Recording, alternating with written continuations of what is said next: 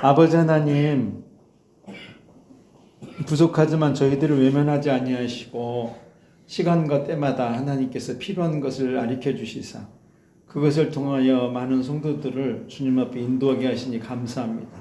우리 귀한 목사님들에게 특별히 신혼의 강건함 허락해 주시고 또 섬기는 교회가 오직 말씀에 세워지는 이 시대적의 복음적인 교회가 되도록 기름 부으시고 귀한 사모님 또 자녀들 교회를 섬기는 각 지체 모두가 하나님의 영광 가운데 거하도록 은혜 내려 주옵소서.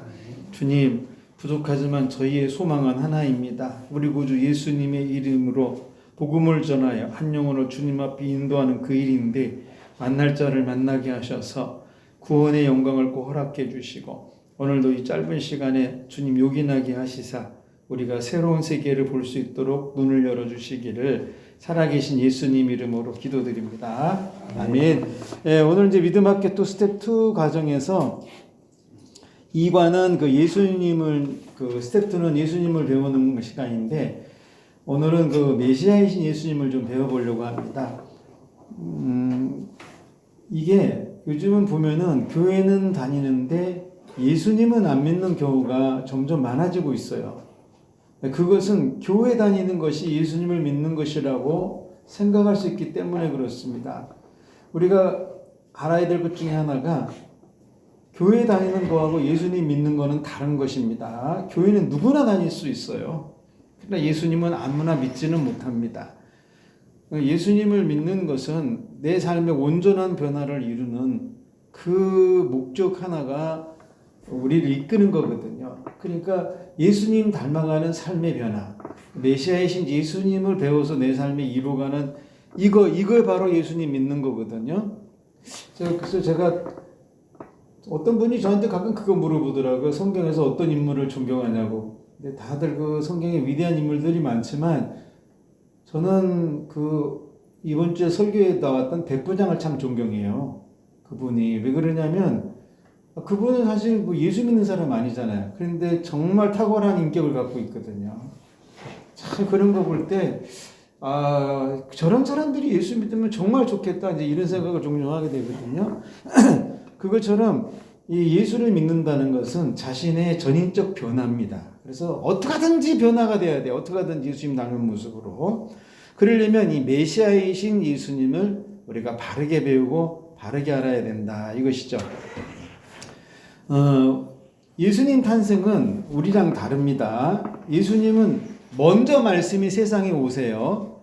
그러니까 4,000년 동안 말씀이 왔다가 그 말씀을 예수님이 이루시기 위해서 탄생을 합니다. 그리고 그 탄생하신 예수님께서는 그 말씀을 이루어드림으로 자신이 메시아인 것을 말을 하죠. 세상 사람은 그 누구도 내가 메시아 될 것이다 라고 말하고 태어난 사람은 없어요. 그렇지만 예수님은 메시아가 된 그 사건이 말씀이 먼저 오고 그 말씀을 이루기 위해서 오셨다. 그래서 이제 메시아가 되는 거죠. 이단의 교주는 자기 스스로 가끔 메시아라고 외치기도 해요. 근데 재밌는 건 가지는 그 누구도 이단의 교주가 구원받았다는 것은 들어본 적이 없습니다. 이단 교주의 이름으로 구원받았다는 사람도 없어요. 왜? 메시아가 아니기 때문에. 그런데 예수님은 자신이 메시아라고 말씀하시고 진짜 메시아가 되시죠. 예수님이 메시아인 것은 하나님이 인정하시고 성령께서도 인정하셨기 때문에 그래요. 근데 사이비 교주나 이런 이단에 있는 사람들은 하나님이 그렇게 인정하지 않습니다. 성령께서도 인정하지 않으시고 그래서 메시아가 될 수 없는 거죠. 놀랍게 예수님은 과거, 현재, 미래를 다 구원하세요. 이거 참 중요한 내용이죠. 과거는 아담의 죄, 현재는 죄의 값, 미래는 사망. 그래서 이 세 가지를 우리 예수님은 한 번에 다 해결을 하세요. 그래서 우리가 이제 메시아다 이런 표현을 쓰는 거죠. 자, 이것에 대한 증거는 예수님 이름으로 구원받았던 사람이 계속 많아지고 있어요. 지금 그 예수님의 이름으로 그 중에 나도 거기 포함되어 있죠.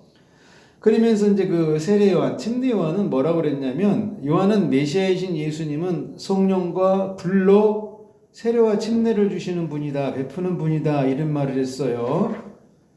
왜 성령을 받고 또 불을 받아야 되는가? 말 그대로 성령은 소생을 하게 하지만 불은 내 영혼에 내 삶에 잘못된 것을 태워주기도 하기 때문에 그렇습니다. 그래서 그 요한이라는 사람이 감옥에 잡혀가면서 그 얘기를 했어요. 오실 그이가 당신이니까라고 물어봤는데 예수님은 그때 내가 메시아다 이렇게 말하지 않았습니다. 예수님이 뭐라 그러셨냐면 너희가 가서 보고 듣고 본 것을 말해라. 근데 보니까 보고 들은 것들이 그 메시아에 대한 예언이었거든요. 그러니까 자신 스스로 나 메시아야 이런 말을 하신 적은 없는데 다른 사람들이 예수님을 보고 와 저분은 메시아라 이렇게 말했다는 거죠. 그래서 이사야는 이 예수님에 대해서 무엇을 표현했냐면 예수님은 하나님의 영, 성령이 임하신 분이다. 그래서 메시아는 하나님께 기름 부음을 받은 자인데 그래서 예수님은 자신을 그 사람이라고 말하는 거예요. 이미 이사야가 예언한 그 사람, 주의 영이 임한 그 사람. 예수님은 그 말씀대로 그대로 이루시죠. 하나도 그 성경 말씀에서 벗어난 거 이룬 것은 없고 이미 성경에 예언된 것들을 차곡차곡 이뤄서 완성을 시킨 후에 십자가에서 이제 돌아가시죠. 다 예언된 말씀이고. 그런데 우리가 메시아가 못 되는 이유는 여러 가지가 있겠지만 그 중에 하나가 뭐냐면 우리는 성경 말씀을 다 이루지 못합니다. 몇 개도 이루지 못하거든요, 사실. 그래서 우리는 메시아가 될 수 없다. 모세도 아브라함도 다윗도 엘리야도 메시아가 못 되는 것은요. 그들은 그 당시는 상당히 훌륭하고 위대한 일을 했어요. 그런데 말씀은 다 이루지 못했습니다. 그래서 메시아가 못 되는 거예요. 예수님만 말씀을 다 이루세요. 또 예수님이 이제 그 요한의 질문 이후에 안식일의 주인에 대해서 말씀하는데 내가 안식일의 주인이다고 이렇게 말씀해요. 근데 하필이면 그때 밀밭 사이로 지나가다가 제자들이 배가 고파서 그 이삭을 손으로 비벼서 먹습니다. 이제 이것을 본 바리새인들이 왜 하나님의 말씀을 지키지 않느냐면서 무엇 때문에 십계명을 어기느냐 이제 이렇게 공격을 한 거죠. 이 안식일이 포로 시대가 지나면서 상당히 강화가 됐습니다. 그냥 전에 처음에 나올 때 말씀은 안식일을 지켜라 이런 패턴으로 나왔는데 이런 포로 시대가 지나면서 그들이 깨달은 게 우리가 안식일을 안 지켜서 이런 일이 생겼구나. 그래서 안식일을 지키되 뭐라고 조항을 달았냐면 단 몇 걸음은 이상 걷지 말아라 이런 식으로 만들었습니다. 새롭게 아무것도 하지 말고 그냥 길에 앉아서 하루에 인종의 하나님만 묵상하고 하나님만을 이야기해라. 이게 안식일을 지키는 것이다. 이런 식으로 강화를 한 거죠. 그렇게 배워온 그들 앞에서 안식일날 밀밭에 있는 보리를 잘라 먹었으니 이게 완전히 이제 난리가 나기 시작한 거죠, 그들. 그런데 예수님이 또 그런 얘기예요. 안식일날 제사장들이 안식을 범하는데 그러면 그거 죄냐? 이제 이런 식으로 반문을 하죠. 그게 무슨 말이냐면 안식일을 지키기 위해서 제사장들이 그 전에 뭔가 분주하게 막 움직입니다. 안식일날도 막 움직이고. 그러니까 예수님이 그걸 꼬집어낸 거예요. 그러면 그 사람들 다 죄 짓는 거 아니냐고. 그렇게 많이 움직이고 일어나는데. 그래서 예수님이 이제 그 말씀도 하시죠. 내가 안식일의 주인이다. 응? 내가 안식일의 주인이기 때문에 내 안에 있으면 이것이 그렇게 사람을 올가매지 않는다. 그러면서 한편 손 마른 자를 세워가지고 그 사람은 손을 이제 고쳐주죠. 안식일에 사람을 살리는 것과 살리지 않는 것 어느 것이 중요하냐 하면서 안식일에는 생명 살리는 일은 해도 되는 거고 꼭 필요한 것은 해도 되는 것이구나. 그러면서 나는 이 생명을 줬는 메시아다. 믿음이 정말 없으면요 이 안식일을 주일하고 섞어서 지키려는 사람들이 종종 생겨납니다. 참 안타까운 일인데 이게 신앙이요. 내 신앙을 지키기 위해서 남을 불편하게 하는 거는요. 신앙 아닙니다. 정말 하나님과 상관없는 일들이에요. 근데 적지 않은 분들이 나는 내 신앙을 지키고 내 믿음을 지킨다는 이유 하나로 사람들을 힘들게 하는 경우가 종종 있습니다. 이거는 믿음이 없기 때문에 일어나는 현상이죠. 다시 거듭나야 될 필요성도 있고. 오늘날 이렇게 율법적인 신앙을 가진 사람이 그런 얘기를 자주 해요. 누군가 주일 예배를 드리지 않으면 막 정죄합니다. 잘못된 신앙처럼 공격을 하고 이거 이 사람도 역시 저는 거듭나야 된다고 봐요. 예수님도 사람을 정죄하지 않는데 뭐 자기가 얼마나 대단하다고 사람을 정죄하냐는 거죠. 이거 거듭나지 않은 확률이 거의 100%예요. 하나님 나라를 볼 수 없으니까 땅의 나라를 보고 말하는 거죠. 정말 제일 큰 문제는 그렇게 정죄하는 그 사람도요, 언젠가는 주의를 한번 못 지킬 때가 온다는 겁니다. 자기는 안 올 것 같지만 사람은 모르거든요. 근데 그때가 되면 또 합리화로 막 빠져나가죠. 이게 전형적인 율법주의자들이 현주소예요. 자기가 하는 거는 맞고 남이 하는 건 잘못된 거. 또 이제 우리 예수님을 메시아라고 말한 여자가 있는데 그 여인은 공교롭게 수가성에 사는 사마리아 여인입니다. 이 여인은 사마리아 사람이에요. 유대인과 이렇게 관계를 갖지 않는. 이 사마리아 사람들은 그 열왕기 하에도 나와 있듯이 아수르 왕이 바벨론, 현재 이제 이라크죠.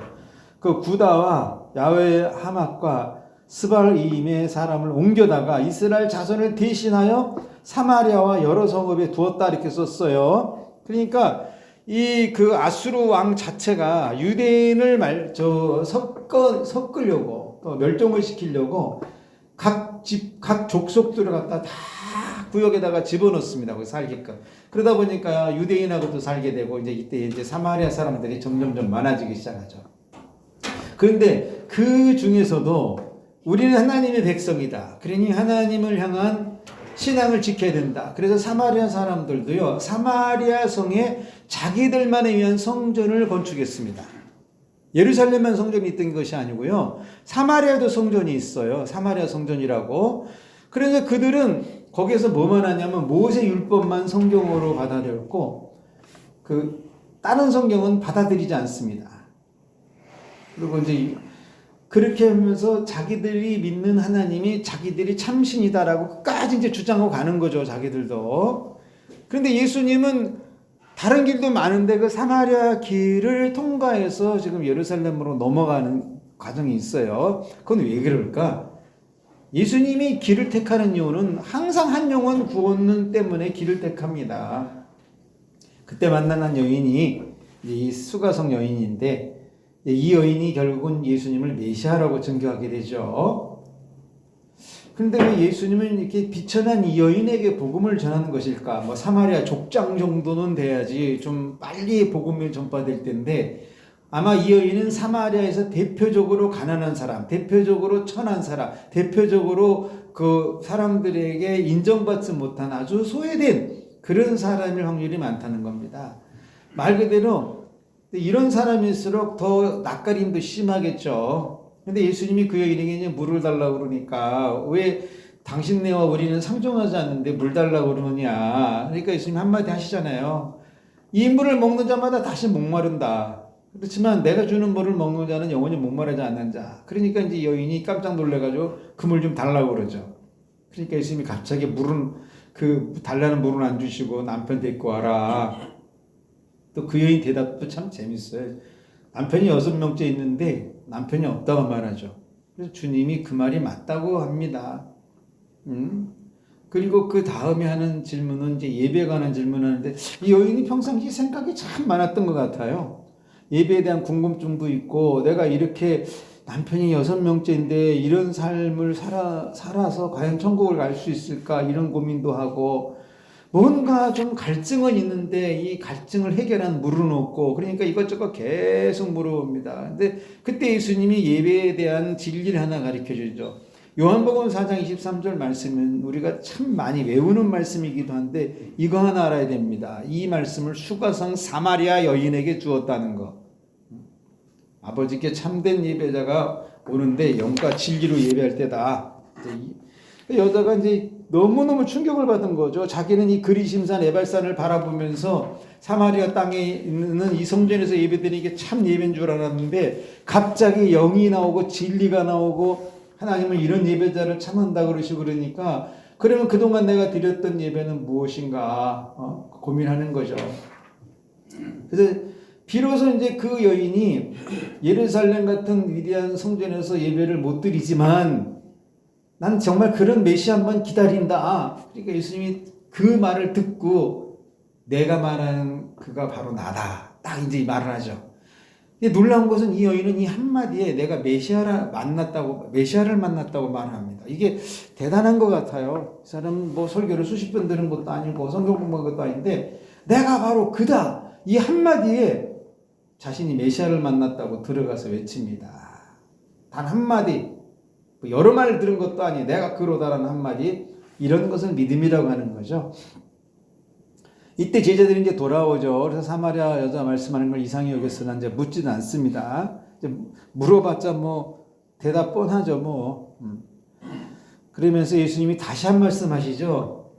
예수께서 이르시되 나의 양식은 나를 보내신 이의 뜻을 행하는 것이다. 그러니까 예수님은 먹고 마시는 데 관심 있는 것이 아니라 하나님의 뜻, 영혼 살리는 것이 사실은 본인의 양식이라는 겁니다. 그러니까 한 영혼을 더 살리면 하나님의 양식이 다시 당신에게 풍성해지는 거죠. 자, 메시아가 아닌 자는 천국을 말할 수가 없어요. 하나님의 일도 말할 수가 없고. 근데 우리 예수님은 메시아이기 때문에 천국 표현을 굉장히 디테일하게 합니다. 실제적으로 말해주죠. 이렇게 천국에 대해서 이해하기 쉽게 말하는 분이 바로 예수님이세요. 그래서 예수님이 메시아인 겁니다. 모든 사람이 듣고 쉽게 이해할 수 있는 천국을 그렇게 말했다는 거예요. 하나님의 나라를. 예수님이 천국 말할 때 만약에 수학 공식이나 물리학의 막 분자 구조 막 이런 거 말하면 우리는 못 알아듣습니다. 우리 같이 이렇게. 저도 이과지만 수학에 겁나게 약하거든요. 만약에 예수님이 이렇게 천국에 대해서 수학 공식처럼 말했다. 수학자나 물리학자는 쉽게 알아듣겠죠. 그런데 그렇지 않은 사람은 천국을 알아들을 수가 없어요. 그래서 예수님은 메시아이기 때문에 모든 사람이 듣고 알 수 있는 것을 말한다는 겁니다. 모든 사람이 듣고. 그러니까 설교는요, 어려운 설교는 그렇게 바람직한 설교는 아닌 거죠. 단순해도 모든 사람이 알아듣는 것. 이게 필요한 거거든요, 이 시대에 지금.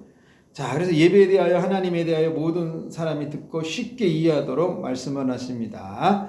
왜? 메시아이기 때문에. 그러니까 메시아가 아닌 사람은 예배를 말해도 너무 어려운 예배를 말해요. 하나님을 말해도 너무 어려운 하나님을 말하고 천국을 말해도 너무 어려운 천국을 말하고. 근데 예수님은 그 수가성령이 물동이를 버려들 정도로 쉬운 천국을 가르쳐주고 쉬운 예배를 말했다는 거죠. 뭐 영혼에 흐르는 갈증도 씻어주고. 그래서 이 메시아의 목적이 듣는 자 모두가 믿음으로 구원받게 하기 위함이에요. 메시아의 목적은. 근데 이단이나 사이비는 이렇게 쉽게 말씀을 전하지 못합니다.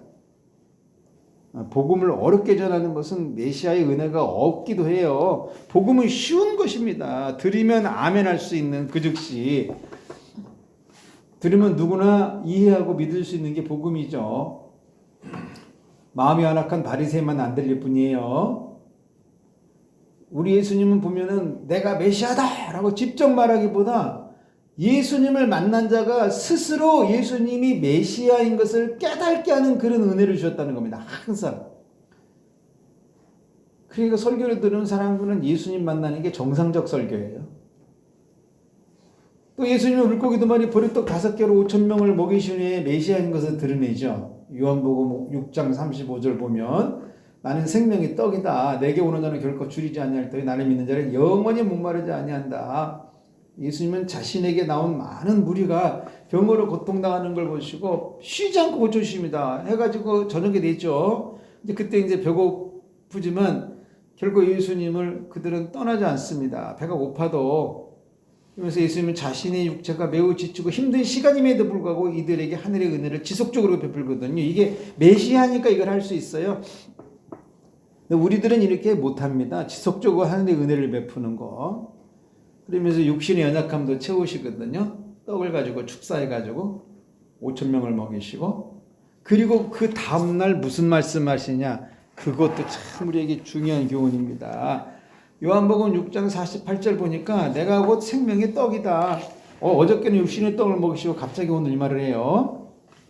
그 조상들 광에서 만나 먹고 다 죽었지만 나는 먹으면 죽지 않는다. 나를 세상의 모든 음료는 갈증 날 때 먹으면 시원하다. 음식도 배고플 때 먹으면 배가 부르다. 그러나 잠시 후에 다시 갈증나고 배고프다. 그렇지만 내가 주는 생명의 떡과 음료는 영원히 목마르지 않는다. 요거를 그 다음날 말을 합니다. 아마 이제 그 다음날 육신의 떡을 먹고 많은 사람들이 돌아갔겠죠. 그렇지만 뭔가 더 궁금하고 갈증을 느꼈던 사람들, 남아있던 사람들에겐 다시 한번 이 영적인 세계를 허락하시는 거죠.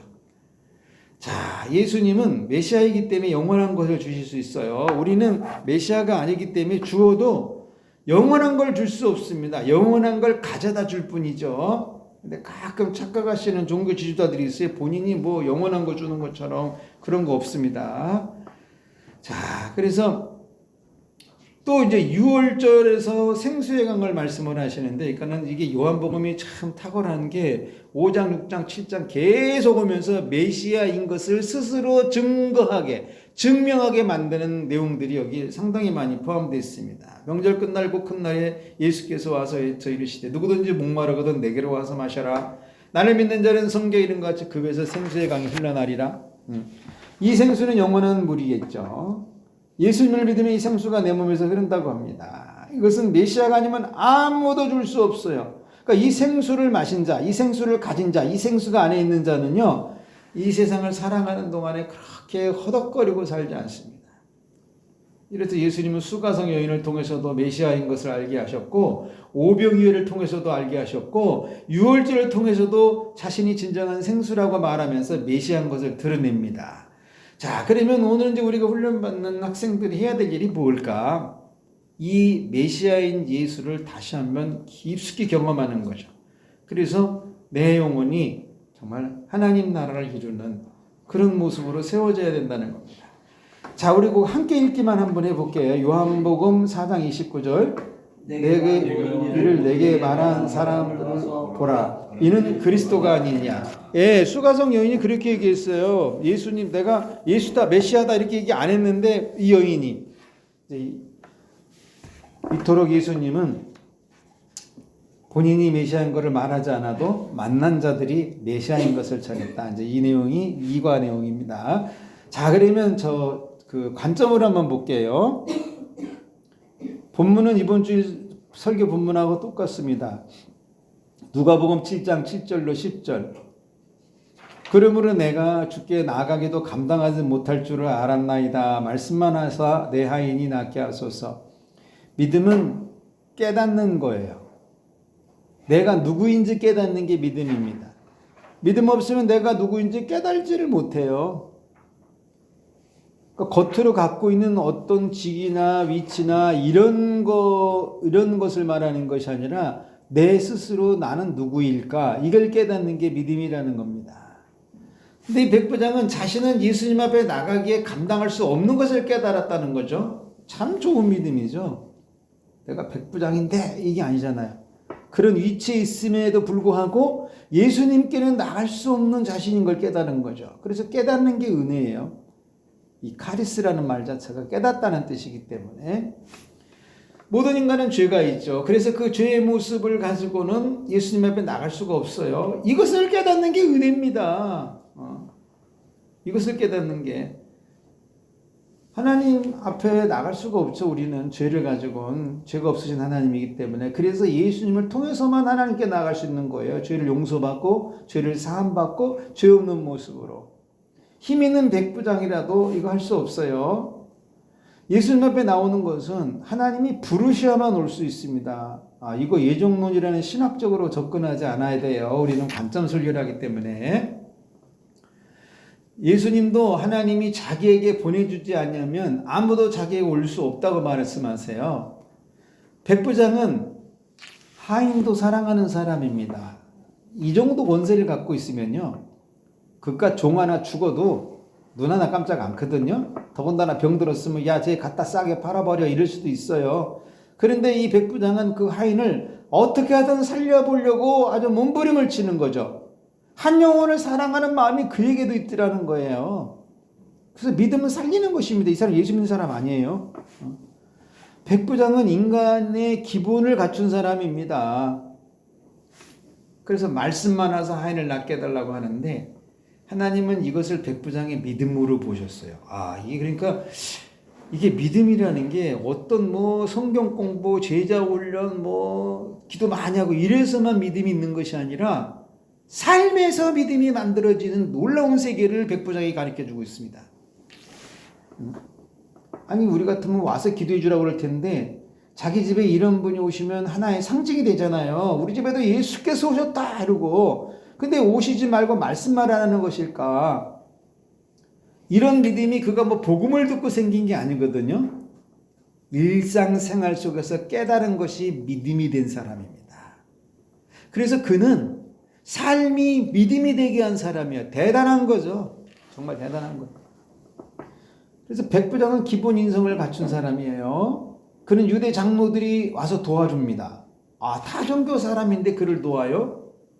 유대인들은 로마인과 거리를 두는데 유대 장로들이 와서 그를 도와주고 있어요. 인격 있는 삶이죠. 백부장의 인격 있는 삶. 믿음이 바로 이런 거예요. 이 시대는 종교가 다르면 전쟁이 일어나잖아요. 심지어 막 정죄하고 불편해하고. 백부장보다 못한 겁니다. 백부장은 예수 만난 적이 없어요. 그런데 성경 역사상 가장 위대한 주님의 말씀을 듣습니다. 이게 백부장을 보면요, 이렇게 좋은 힘이 있고 그런 위치에 있어도 모든 사람들은 문제가 일어납니다. 그때 예수님을 만나는 게 은혜예요. 왜? 하나님은 모든 인간에게 구원 얻을 기회를 한 번은 주시거든요. 8절, 나도 남의 수하에 든 사람이요 내 아래에도 병사가 있으니 이더러 가라 하면 가고 저더러 오라 하면 옵니다. 백부장의 논리는 현실적이죠. 참 현실적이에요. 자기도 자신보다 높은 사람이 부르면 간다는 것입니다. 이게 일하는 자의 기본 자세죠. 직장 다니는 사람은요, 이런 기본 정신을 가져야 됩니다. 위에서 부르는데 나는 하나님에게만 순종한다. 안 가면 그건 직장생활 바르게 하는 게 아니죠. 그만둬야 돼요. 믿음이 잘못 들어가면요, 나는 사람에게 순종하지 않는다 합니다. 그런 게 어디 있어요? 세상이 돌아가고 사회가 원활해지려면 그 위계질서 속에 순종이 반드시 따라야 됩니다. 그런데 이것에 철저한 정신세계를 갖고 있는 사람이 백부장이었다는 거죠. 근데 예수 어설프게 믿는 인간들이 꼭 그냥 직장에 가서 난 하나님에게만 순종한다고. 아니, 관둬야 돼요. 뭔가 잘못된 겁니다. 뭔가. 주로 이단이들이 그런 짓을 잘하는데 잘라야 돼요. 그런 사람은 자연인 돼야죠. 그냥 산속에 들어가 혼자 살아야 돼요. 백부장도 높은 위치의 사람이지만 자기보다 더 높은 사람에게는 순종한다고 말합니다. 이런 정신없이 백부장 하면 그도 휘두르고 살겠죠. 독재하고. 성경도 예수님 족보를 말할 때 뭐라고 말하냐면요, 그 위에는 누구요, 그 위에는 누구요, 그 위에는 누구다. 끝에 뭐가 나오죠? 하나님이요 라고 나옵니다. 이처럼 내 위에는 누군가 분명히 있어요. 반드시 있어요. 그 위에 사람이 부를 때 갈 수 있는 게 믿음이다 이겁니다. 또 자기 부하도 자기가 오라 하면 온다 그래요. 부하들이 백부장 요구에 불평하지 않는 걸 보면 그는 부하들에게 참 존경받는 사람입니다.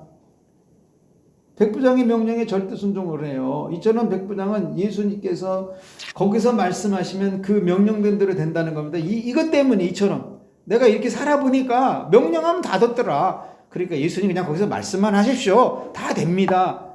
이것은 백부장의 기본 정신세계예요. 그래서 이런 믿음이 기적을 일으킵니다. 말씀만 하옵소서. 백부장은 병든 종을 위하여 이렇게까지 하죠. 그도 나름 한 영혼 사랑하는 사람이에요. 그래서 믿음은 한 영혼 사랑입니다. 백부장은 자기 종에게 불합리한 것을 시키는 사람이 아닙니다. 해야 할 것을 시키고 지켜야 할 것을 시키죠. 만일 그 사람이 불합리한 것을 시킨다면 이런 말 자체를 하지 못하죠. 내가 잘못 살았으니까. 그래서 예수 안 믿어도요, 인성과 인격을 가지고 바르게 살아야 한다는 거죠. 그런데 예수 믿으면 백부장보다 더 귀한 인격으로 살아야 되는 거죠. 아니, 예수 안 믿는 사람도 이런 인격으로 사는데, 예수를 안 믿는 사람이 예수님 마음에 감동을 주고 사는데, 우리가 예수님 믿으면 더 큰 감동을 주고 살아야 되지 않습니까? 이런 사람은 예수님 안 만나도 그의 믿음으로 문제를 해결받습니다. 백부장은 회당에서 율법 배운 사람도 아니에요. 그렇다고 예수님 가르친 복음을 들어본 적도 없고, 그런데 이런 인격을 가집니다. 그것은 그 사람이 바르게 살아온 삶으로 만들어진 거죠. 그런데 하나님은 그 삶을 믿음으로 봤다는 거예요. 난 이게 제일 숙제예요. 우리는 복음을 듣고 성경 공부하고 제자 훈련 받고 어떻게 되고 이래서 믿음이 나온 줄 알았는데, 우리 하나님은 이 백부장에게 믿음을 말씀하실 때 그의 삶이 믿음이다라고 말했어요. 그런데 그냥 믿음일 정도가 아니라 이만한 믿음, 이만한 정도가 아니라 죽을 병에 걸린 종이 살아나는 믿음. 와, 대단한 거죠. 그러니까 존경받을 만한 분이에요. 제가 볼 때는.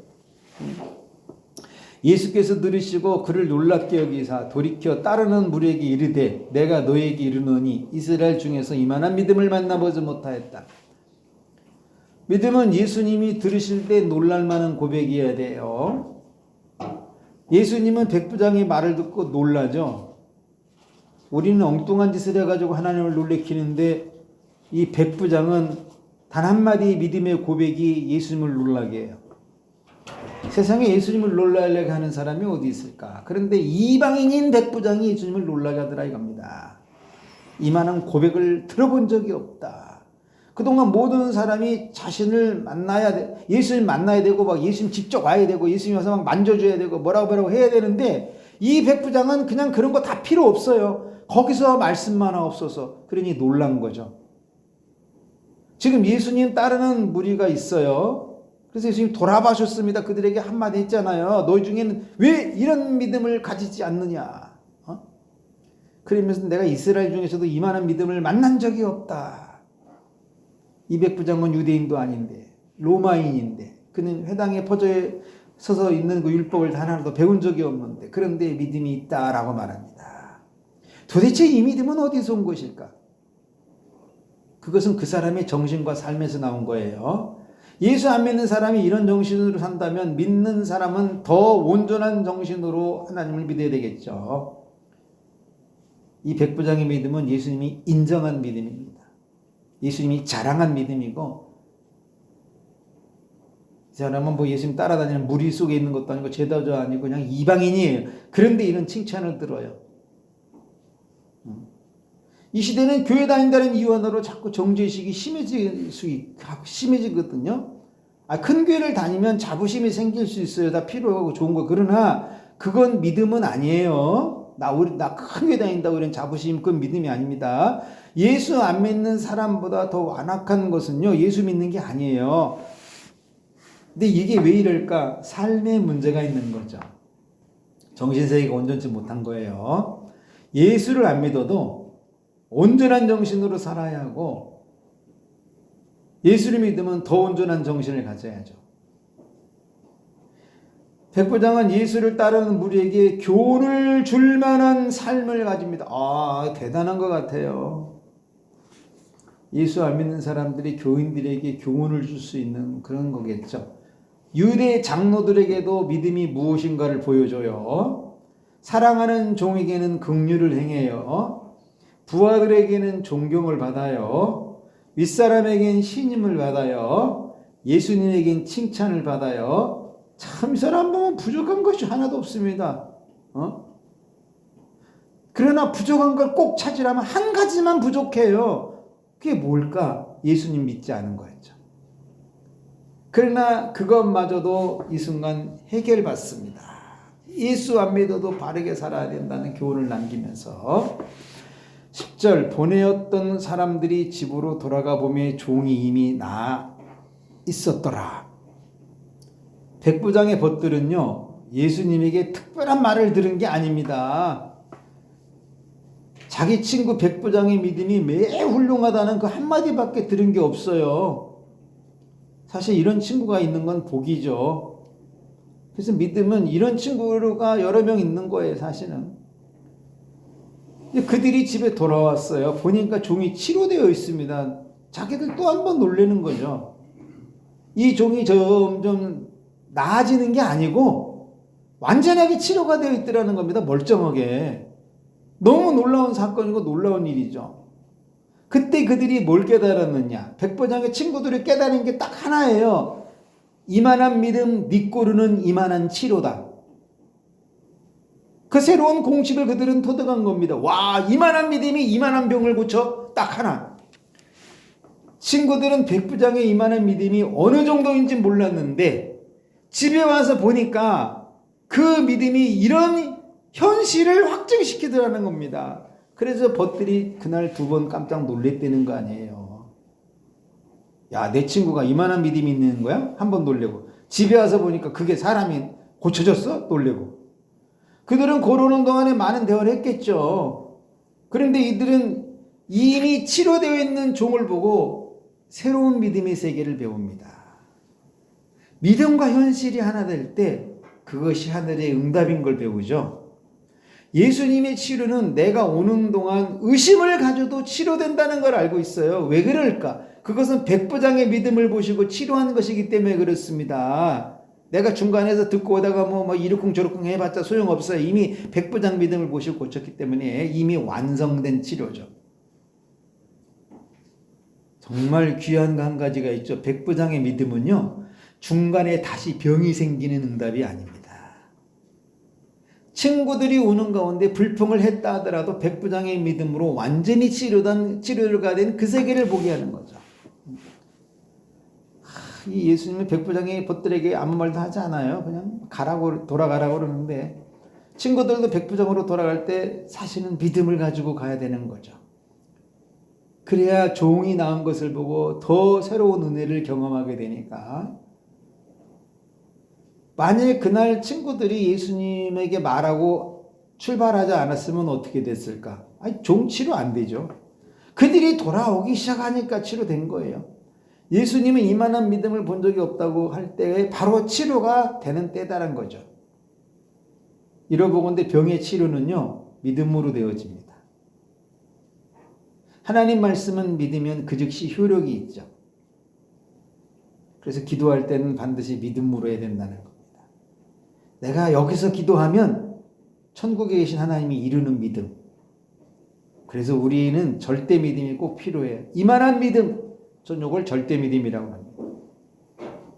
예수님 말씀은 듣기만 해도 역사가 일어나죠. 그래서 말씀 들어야 돼요. 나에게 종이 나을 만한 믿음이 있다, 이 말을 들어야 돼요. 여기서 또 재밌는 거 하나 우리가 발견할 수 있는데, 예수님이 말씀하신 장소와 백부장의 집은 떨어져 있어요. 거기 약간의 공간이 있죠. 이 공간을 넘어서는 믿음이 있더라는 거예요. 와, 참, 이 공간을 넘어서는. 그러니까 우리가 여기서 기도하면 천국 가는 그 중간에 공간이 있거든요. 그 공간을 넘어서는 믿음의 기도가 우리에게 있다, 이것입니다.